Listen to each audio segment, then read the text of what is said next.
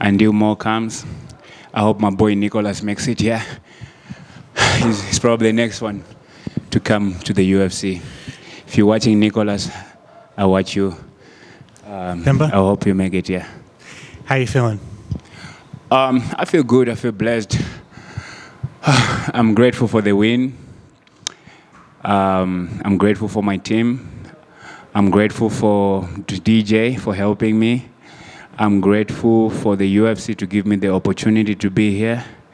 I'm grateful for everyone that works in the UFC. I'm grateful, most importantly, to my wrestling coach, Sloan. I'm grateful to everybody.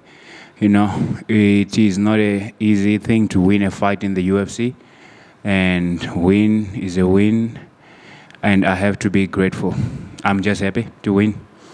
Now that you've had some time to reflect on the fight, it's only been a couple minutes, but how do you feel about your performance? The performance is what you saw. You can judge it from what you saw. I said it already in the cage how I felt, but right now I'm just grateful to have won. A win is a win. Obviously, Ramirez was trying to wrestle you during the fight, and you said in the cage that you asked your coach to stay longer. Do you believe because you stayed longer, it really helped you in this fight?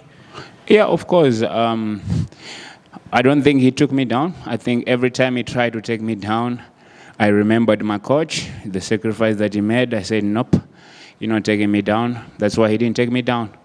Every time he didn't take me down. My takedown defense was solid. I took him down. I could have done more if I wanted to, but for this fight, I was working more on defensive wrestling than attacking wrestling because I wanted to knock him out. But what I do is being grateful of the win. That's the most important thing. Obviously, you had a heavy heart coming into the fight. Did that affect you at all? Alex Bion, my friend, how are you?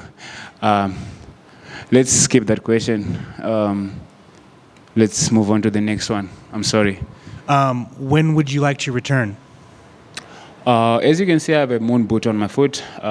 When it heals, I'll be back. And I asked you last time, would you like to fight in front of a crowd this next fight?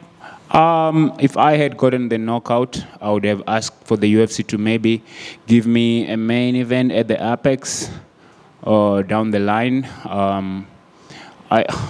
People want me on the road.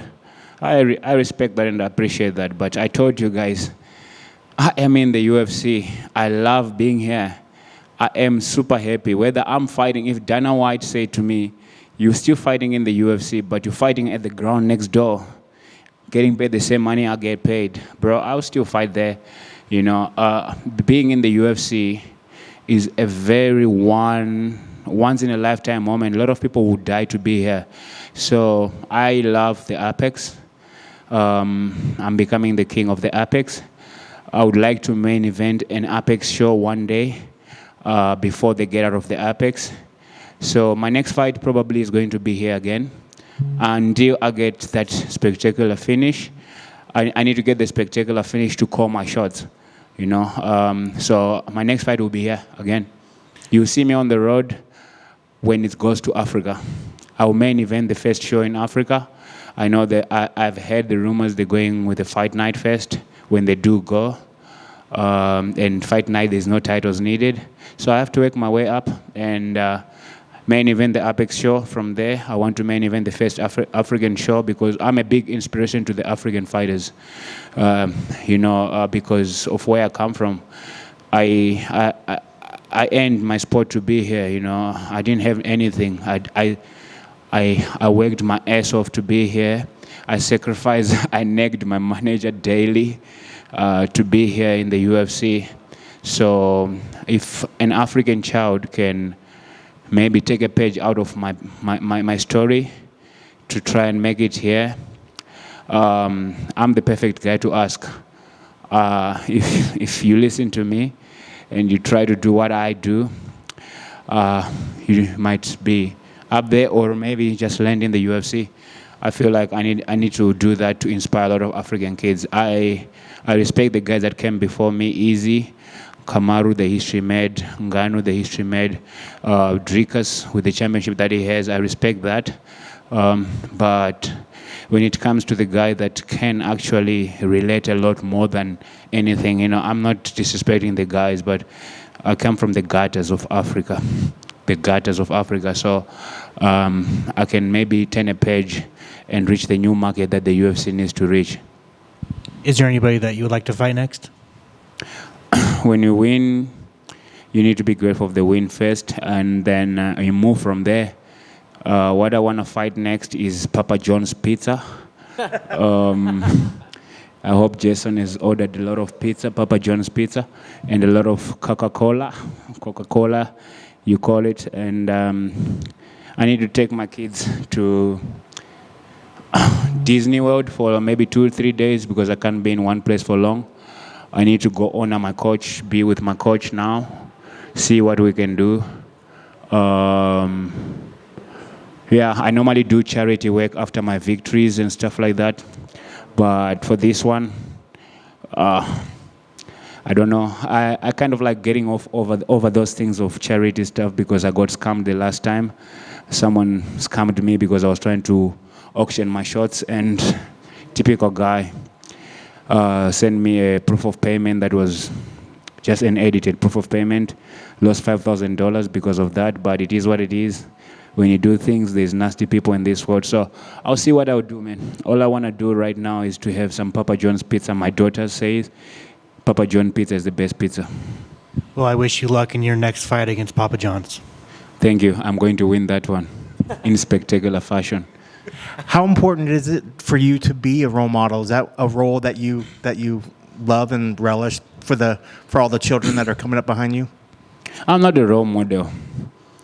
I don't like to claim that title because when you claim to be a role model, it means that you need to live a picture-perfect life.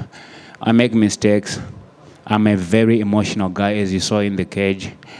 I'm not a guy that is a role model. I'm just Themba Gorimbo. That's what I'm proud of, firstly. Make my mistakes. When I sit at home, before sleeping or bed, I reflect and I don't make the same mistakes again. So I'm not a role model, but I want to be an inspiration. And I think I am, because coming into this fight, the challenges that happened this week and everything, and winning the way, I had to push through. Probably have a broken foot, but I pushed through and I won. So I think my story is just adding up with these small things that happen. And I am an inspiration more than a role model. When you were young, did you have an inspiration for you that put you on this path that you wanted to be an inspiration and give back when you were able to? I just didn't want to be regular. I just didn't want to be a normal guy that live on a I don't know how to say it, but growing up, where I grew up, there's no role models. The role models that you only see is the soccer players that you don't even know. Do you understand? And where I come from, when you see the role models like soccer players, the things that you admire about them is like the cars they have, the women they get. So I never had a real role model growing up where I come from. There's no role models, people that you can look at and be like, I want to be like that, especially if you want to be like where I am, So I kind of like forged my own path. Look at me now. I think now I'm a blessing and a role model, not a role model, an inspiration to a lot of African people, African kids in the villages, especially, that with a dream and hard work and prayers to God, you can be anything. That's awesome. Go enjoy your pizza. I'm going to enjoy that. More.